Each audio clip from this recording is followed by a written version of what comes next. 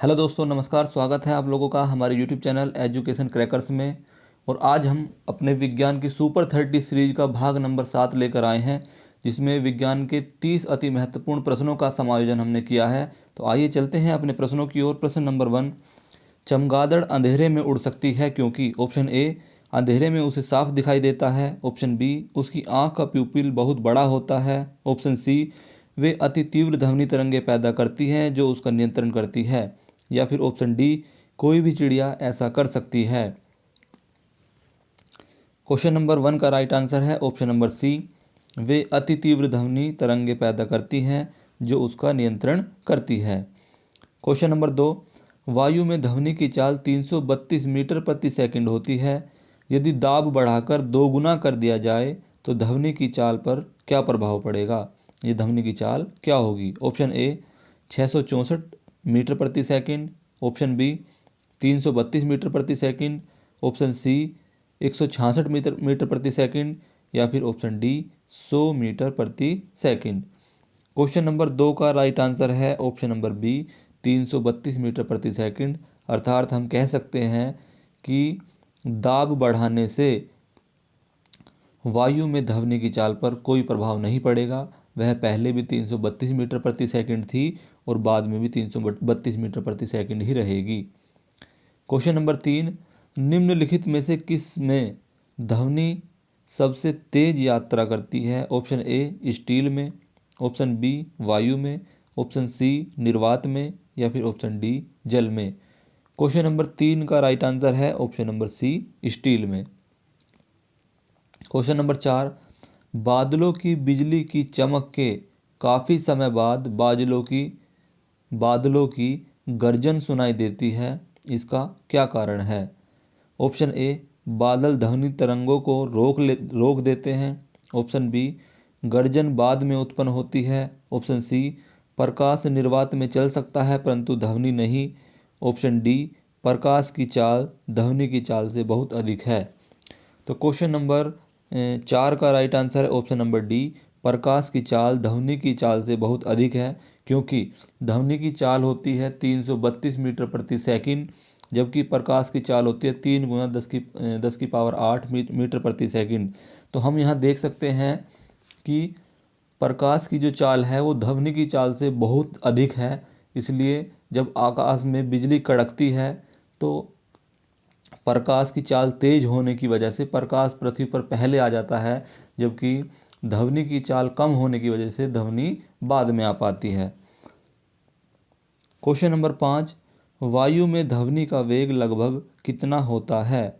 Option A 330 metre प्रति second. Option B 320 metre प्रति second. Option C 110 metre प्रति second. या फिर ऑप्शन डी 232 मीटर प्रति सेकंड। क्वेश्चन नंबर 5 का राइट आंसर है ऑप्शन नंबर ए 330 मीटर प्रति सेकंड। वैसे तो वायु में ध्वनि की चाल 332 मीटर प्रति सेकंड होती है, लेकिन यहाँ पर लिखा हुआ है कि वेग लगभग, यानी 1-2 जो मीटर प्रति सेकंड ऊपर नीचे उसमें हो सकता है। तो आपको अगर 330 मीटर प्रति सेकंड भी कहीं पर दिखाई दे तो उसको आप राइट आंसर टिक करेंगे। क्वेश्चन नंबर 6, लगभग 20 डिग्री सेल्सियस के तापक्रम पर किस माध्यम में ध्वनि की गति अधिकतम रहेगी?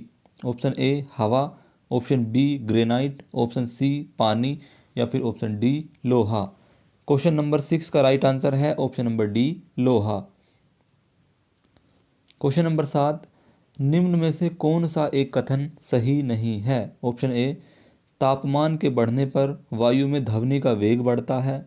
ऑप्शन बी, वायु में ध्वनि का वेग दाब पर निर्भर नहीं करता है। ऑप्शन सी, आर्द्रता के बढ़ने पर वायु में ध्वनि का वेग कम हो जाता है। ऑप्शन डी, आयाम तथा आवृत्ति के परिवर्तन से वायु में ध्वनि वेग प्रभावित नहीं होता है। तो क्वेश्चन नंबर 7 का राइट आंसर है ऑप्शन नंबर सी, आर्द्रता के बढ़ने पर वायु में ध्वनि का वेग कम हो जाता है, ऐसा नहीं है।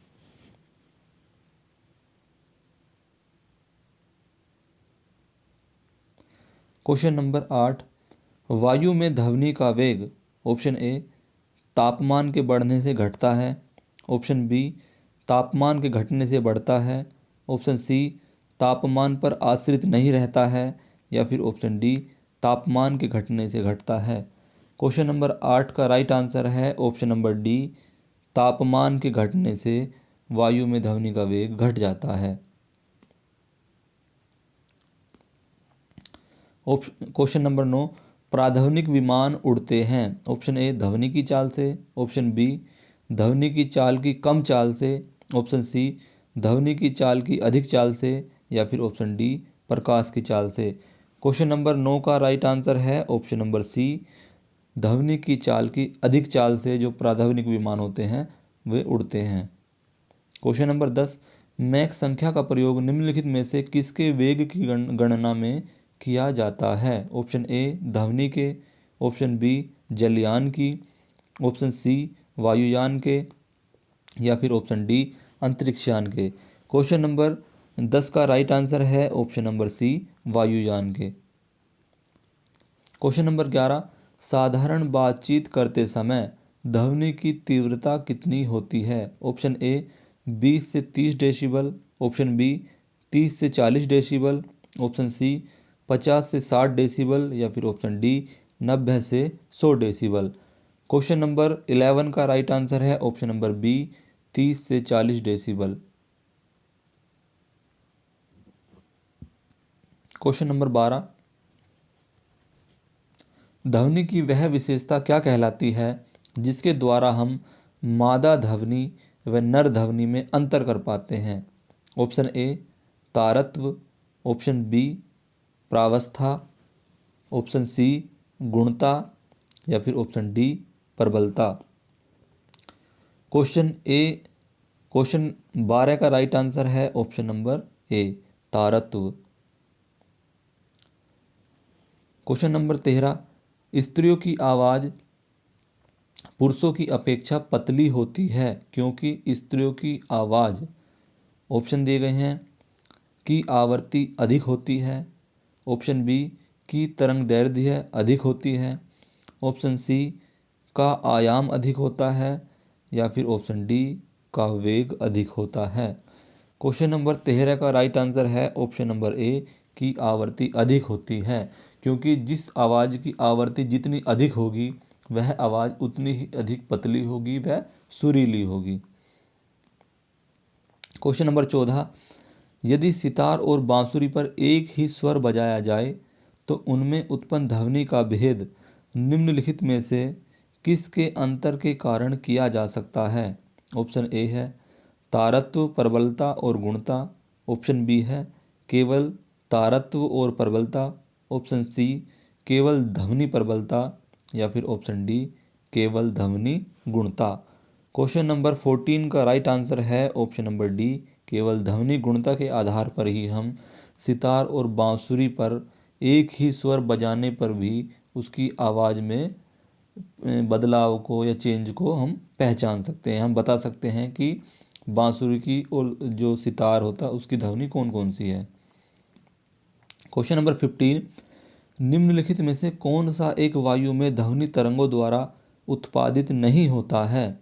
ऑप्शन ए ध्रुवण, ऑप्शन बी विवर्तन, ऑप्शन सी परावर्तन, या फिर ऑप्शन डी अपवर्तन। क्वेश्चन नंबर 15 का राइट आंसर है ऑप्शन नंबर ए ध्रुवण। क्वेश्चन नंबर 16, ध्वनि तीव्रता की डेसिबल में वह अधिकतम सीमा जिसके ऊपर व्यक्ति सुन नहीं सकता है। ऑप्शन है option A 50 decibel, option B 70 decibel, option C 85 decibel, या फिर option D 95 decibel. Question number 16 का राइट आंसर है ऑप्शन नंबर डी 95 डेसिबल, क्योंकि 95 डेसिबल वह ध्वनि है जिसके ऊपर की ध्वनि को जो मनुष्य सुन नहीं सकता है, और मनुष्य के कानों के लिए जो उपयुक्त ध्वनि है वो 45 डेसिबल को बताया गया है। 45 डेसिबल को वैज्ञानिक दृष्टिकोण से सही माना गया है। क्वेश्चन नंबर 17, नज़दीक आती रेलगाड़ी की सीटी की आवाज़ बढ़ती जाती है जबकि दूर जाने वाली रेलगाड़ी के लिए यह घटती जाती है। यह घटना किसका उदाहरण है। ऑप्शन है ऑप्शन ए रमन प्रभाव का, ऑप्शन बी जूल थॉमसन प्रभाव का, ऑप्शन सी क्रॉम्पटन प्रभाव का, या फिर ऑप्शन डी डोपलर प्रभाव का। तो क्वेश्चन नंबर 17 का राइट आंसर है ऑप्शन नंबर डी, डोपलर प्रभाव का, क्योंकि यह डोपलर प्रभाव के कारण ही जब रेल हमारे पास आती है तो सीटी की आवाज़ हमें तेज़ सुनाई देती है, और जब हमसे दूर चली जाती है तो हमको सीटी की आवाज़ धीमी सुनाई देने लगती है। क्वेश्चन नंबर 18, एक अंतरिक्ष यात्री अपने सहपाठी को चंद्रमा की सतह पर सुन नहीं सकता है, इसका क्या कारण होता है? ऑप्शन ए, उत्पादित आवृत्ति ध्वनि आवृत्ति से अधिक होती है। ऑप्शन बी, रात्रि में तापमान बहुत कम और दिन में अत्यधिक होता है। ऑप्शन सी, ध्वनि प्रचारित करने का माध्यम नहीं होता। या फिर ऑप्शन डी, चंद्रमा की सतह पर कोई क्रेटर नहीं है। तो क्वेश्चन नंबर 18 का राइट आंसर है ऑप्शन नंबर सी, ध्वनि प्रचारित करने का माध्यम नहीं होता, क्योंकि ध्वनि बिना माध्यम के जो संचरण है वो नहीं कर सकती है, बिना माध्यम के ध्वनि चल नहीं सकती है, निर्वात में ध्वनि चलती नहीं है। क्वेश्चन नंबर 19, कौन सी प्रक्रिया प्रकाश और ध्वनि दोनों में घटित नहीं होती है? ऑप्शन ए, विवर्तन। ऑप्शन बी, परावर्तन। ऑप्शन सी, ध्रुवण। या फिर ऑप्शन डी, अपवर्तन। क्वेश्चन नंबर 19 का राइट आंसर है ऑप्शन नंबर सी, ध्रुवण। क्वेश्चन नंबर 20, स्पष्ट प्रतिध्वनि सुनने के लिए परावर्तक तल व ध्वनि स्रोत के बीच न्यूनतम दूरी कितनी होनी चाहिए? Option A, 10 metre. Option B, 17 metre. Option C, 24 metre. या फिर option D, 30 metre. Question number 20 का राइट आंसर है option number B, 17 metre.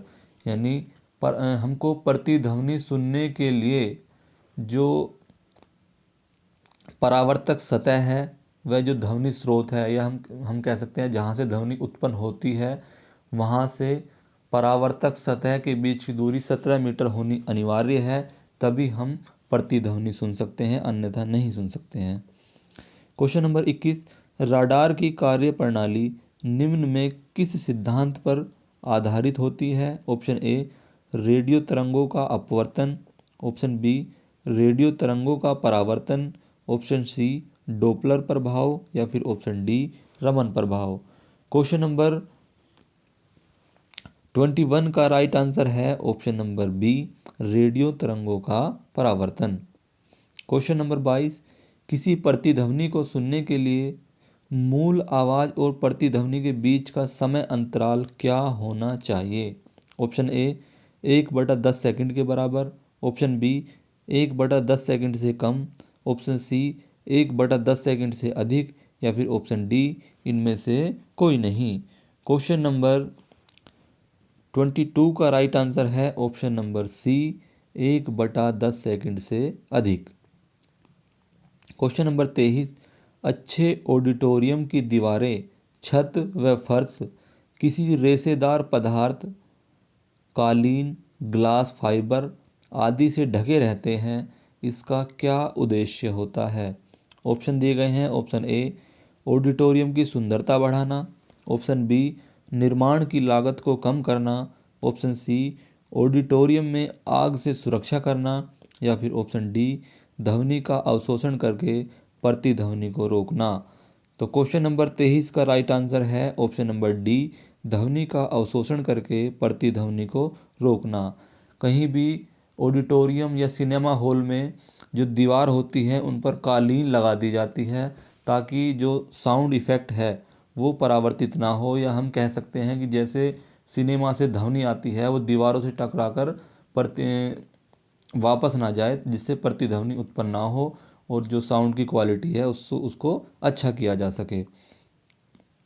Question number 24, एक व्यक्ति को अपनी प्रतिध्वनि सुनने के लिए परावर्तक तल से कितनी दूर खड़ा रहना चाहिए? Option A, 224 feet. Option B, 56 feet. Option C, 28 feet. या फिर option D, 100 feet. Question number 24 का राइट आंसर है option number B, 56 feet. Question number 25, stethoscope ध्वनि के किस सिद्धांत पर कार्य करता है? ऑप्शन ए, परावर्तन। ऑप्शन बी, अपवर्तन। ऑप्शन सी, विवर्तन। या फिर ऑप्शन डी, ध्रुवण। क्वेश्चन नंबर 25 का राइट आंसर है ऑप्शन नंबर ए, परावर्तन। क्वेश्चन नंबर 26, सोनार अधिकतर निम्न में से किसके द्वारा प्रयोग में लाया जाता है? ऑप्शन ए अंतरिक्ष यात्रियों द्वारा, ऑप्शन बी इंजीनियरों द्वारा, ऑप्शन सी डॉक्टरों द्वारा या फिर ऑप्शन डी नौ संचालकों द्वारा। क्वेश्चन नंबर 26 का राइट आंसर है ऑप्शन नंबर डी नौ संचालकों द्वारा, क्योंकि नौ संचालकों द्वारा ही सोनार का प्रयोग किया जाता है। क्वेश्चन नंबर 27, अनुरणन काल तथा होल के आयतन के बीच संबंध का प्रतिपादन किसने किया था? ऑप्शन ए डोपलर ने, ऑप्शन बी न्यूटन ने, ऑप्शन सी सेबिन ने या फिर ऑप्शन डी लाप्लास ने। क्वेश्चन नंबर 27 का राइट आंसर है ऑप्शन नंबर सी सेबिन ने। क्वेश्चन नंबर 28, जब सेना पुल को पार करती है तो सैनिकों को कदम से कदम मिलाकर ना चलने का निर्देश दिया जाता है, क्योंकि ऑप्शन दिए गए हैं। ऑप्शन ए दाब बढ़ने से पुल टूटने का खतरा रहता है, ऑप्शन बी पैरों से उत्पन्न ध्वनि के अनुनाद के कारण पुल टूटने का खतरा रहता है, ऑप्शन सी डोपलर प्रभाव के कारण पुल टूटने का खतरा रहता है या फिर ऑप्शन डी इनमें से कोई नहीं।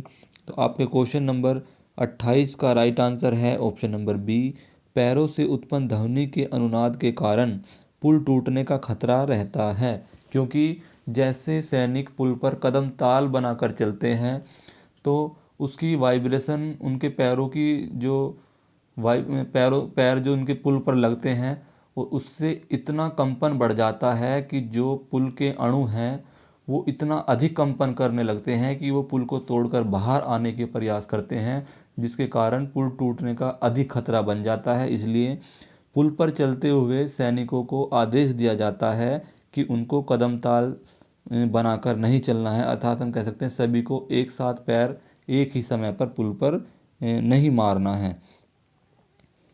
क्वेश्चन नंबर 29, हम रेडियो की घुंडी घुमाकर विभिन्न स्टेशनों के कार्यक्रम सुनते हैं, यह किसके कारण संभव होता है? ऑप्शन ए दिया गया है अनुनाद के कारण, ऑप्शन बी विस्पंदन के कारण, ऑप्शन सी व्यतिकरण के कारण या फिर ऑप्शन डी विवर्तन के कारण। क्वेश्चन नंबर 29 का राइट आंसर है ऑप्शन नंबर ए अनुनाद के कारण। क्वेश्चन नंबर 30, कहा जाता है कि जब तानसेन गाता था तो खिड़की के कांच या कांच के गिलास के टुकड़े टुकड़े हो जाते थे। यदि ऐसा संभव भी हो तो वह ध्वनि के किस गुण के कारण होगा?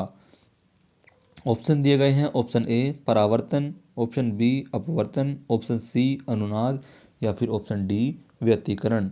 क्वेश्चन नंबर 30 का राइट आंसर है ऑप्शन नंबर सी अनुनाद। तो आज की प्रश्न श्रृंखला को हम यहीं पर समाप्त करते हैं। आशा व उम्मीद करते हैं कि आपको हमारी ये श्रृंखला बहुत पसंद आई होगी। आप शीघ्र ही वीडियो को लाइक करें और अधिक से अधिक शेयर करें व हमारे चैनल को सब्सक्राइब करें। धन्यवाद। जय हिंद।